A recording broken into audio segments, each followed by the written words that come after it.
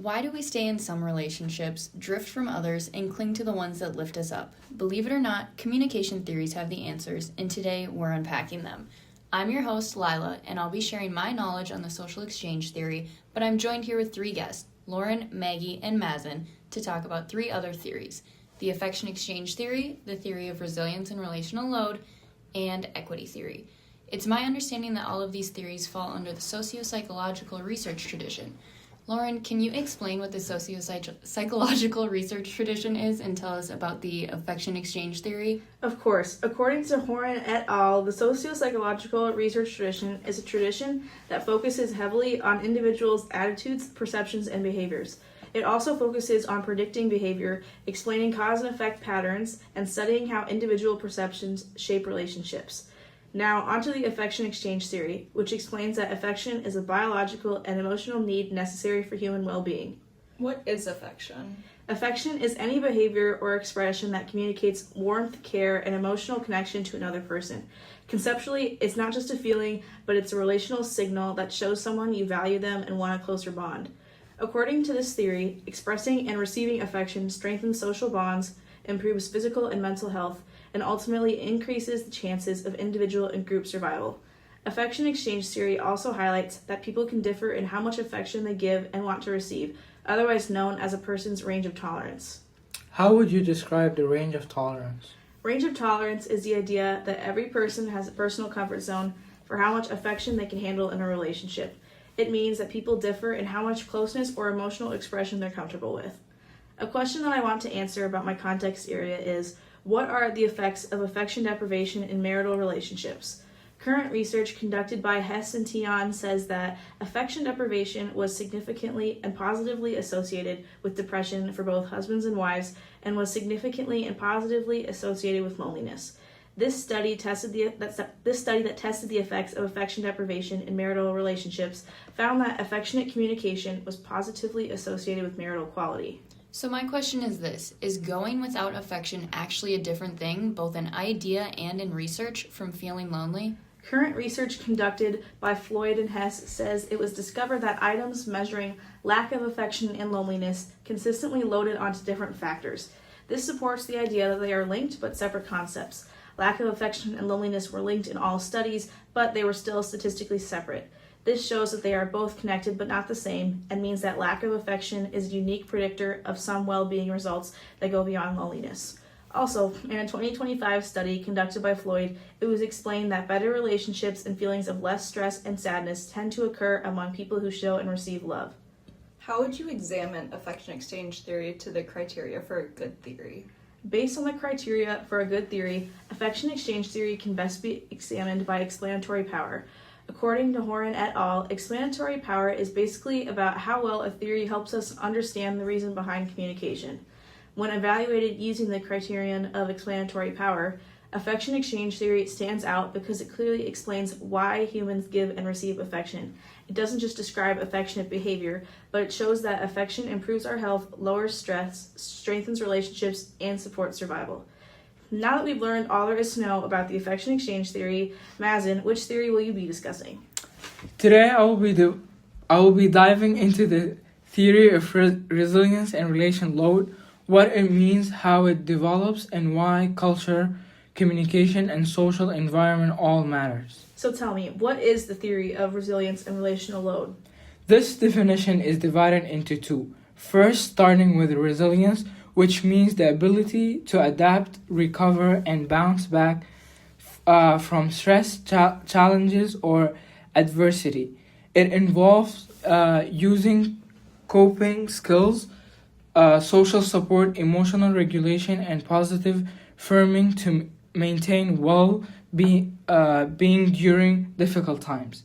Relational load explain how stress builds up in relationship when partners or individual in close relationship do not engage in consistent maintenance behaviors such as emotional support, communication, appreciation, and conflict management. How does culture influence resilience? According to Ye Milcare, resilience is not just something people are born with. It's shaped by culture, expectations, aging experience, and the support system surrounding individuals. Culture affect resilience by giving people and groups a way to make sense of things and by shaping how they deal with problems through shared values, practices, and social support network. So, what does the resilience theory say about helping adolescents stay healthy in difficult situations? Zimmerman explains resilience theory as a stress-based approach. Instead of obsessing over what puts teens at risk, it focuses on what helps them succeed. The article lays out how personal skills, health communication, and supportive relationship contribute to positive outcomes even when life is chaotic. Thank you for sharing that, Mazen. Maggie, will you be talking about equity theory?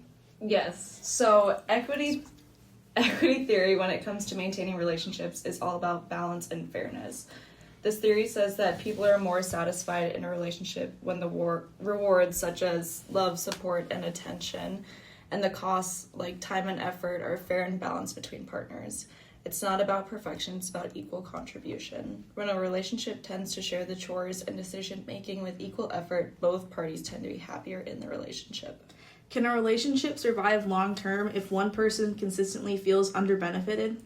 According to Bernstein, not usually. The patterns of inconsistencies put up a wall in a way. It limits the understanding and acknowledgement of the other side. The goal of a relationship is to provide comfort in interactions and being able to freely communicate about the imbalance. If one person feels like they're under-benefited in a relationship, it's often they will build up resentment and emotional exhaustion. It honestly depends on if the partners are ready to recognize it and work to fix the issue. How does internal consistency play into the idea of equity theory? Internal consistency is when you align your words and expectations across situations. Your statements shouldn't contradict each other. When you're internally consistent, the communication is predictable and honest. What you say matches what you do. In a relationship, internal consistency creates trust and helps the partners understand each other's needs. It makes a safe place to create balance, fairness, and honesty, which are the key components when it comes to equity theory. How does communication play a role in restoring fairness in a relationship according to this theory? Stafford did a study through self-reported balance in relationships. She concluded that these couples found that addressing the imbalance and negotiating their roles and responsibilities was something to take into account.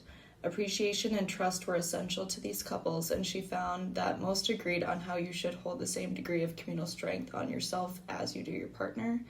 In a relationship, the better the communication skills, the higher the chances of the relationship lasting.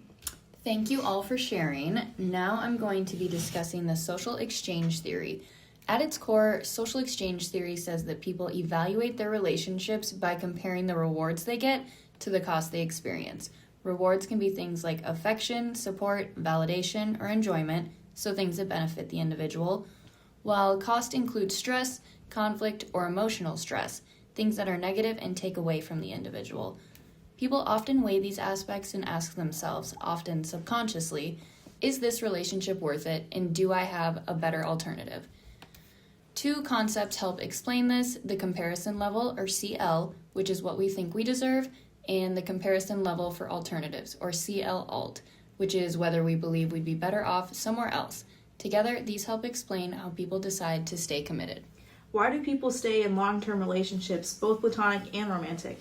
Well, Hayes did a study in 1985 that showed that friendships grew stronger when rewarding behaviors increased and costs decreased. More positive interactions led to deeper, more satisfying relationships, which directly supports social exchange theory.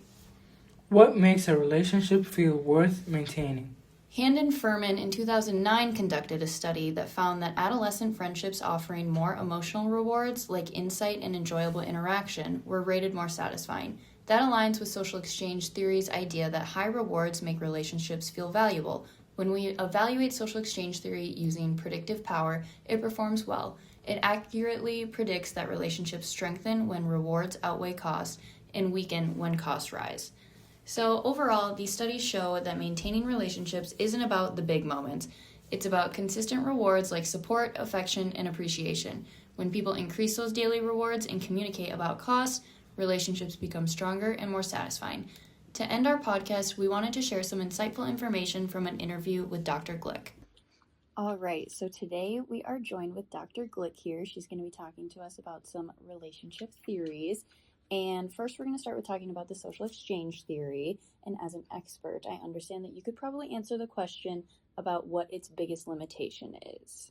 In many ways, it looks good on paper, but it's simplistic. Mm-hmm. And I think that if we might fantasize being in other relationships, and we might sort of non-verbally put it out there. I'm not sure that it always holds. I think there certainly are people who are involved like in an affair. Mm-hmm. They start getting an affair, and then they say, this person I'm having an affair with, it is, I'm getting more excitement and more out of that than the current partner. And so they weren't doing that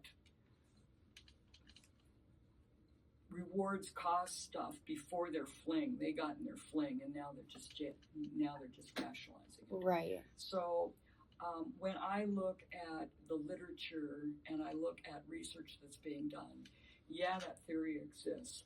I don't see that theory actually used by many people who are studying relationships. Okay. Yeah, thank you very much for your insight.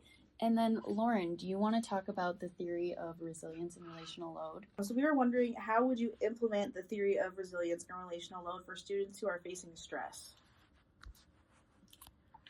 That is an interesting question. Asking a person to be the validator, the emotional support, we've got tons and tons of problems. I think it really is helpful if students or any individual consider reaching out to therapists and counselors, because that's their job, Mm-hmm. and they have frequently an analytically neutral position. They have training in that respect, and it's not going to be adding extra stressors on the relationship. And when you think about stressors, some of our stressors are just short. Some of them, it's like if you are depressed, if you're highly anxious, if right now you're financially insecure, you're not doing well in school, you don't have a great home life, and the cards are pretty much right now stacked against you. Right. That's not going to be something that a quick, like, little conversation or honey, I'm there for you. Mm-hmm. Right. It's a lot chronic. deeper than that. Yes, Yeah. and it's chronic. And I don't know about you. There are times when I can be a good listener, other times when I'm struggling with my own stuff, that I just don't have it. I completely agree. Sometimes, I you just 100% don't agree. have the capacity to take on someone else's emotional load at that time. That's right. Yep. That's a right. wonderful answer. That was a very great point. That was Thank really you. good. Yeah. And then my question centers around affection exchange theory. What do you think are some of the effects of early affection deprivation on an adult's ability to give and receive affection? I think it's huge. Yeah. I think the family is the first classroom. And this is not in your chapter, attachment theory, that talks about the bond that infants have with their caregivers. Mm-hmm. And that bond is shaped by how responsive the caregivers are and how consistent the caregivers are in being responsive to us, and whether the caregivers are positive in their behavior toward us or cruel, neglectful, and so forth. And so if we happen to grow up in families where the caregivers are responsive, positive in their behavior, consistent in their behavior, we develop a secure attachment style, and that carries with us through our adult life. And if we don't, they're sometimes there, sometimes not, sometimes harsh, sometimes loving. That gives us an insecure attachment style, and we don't recover from that.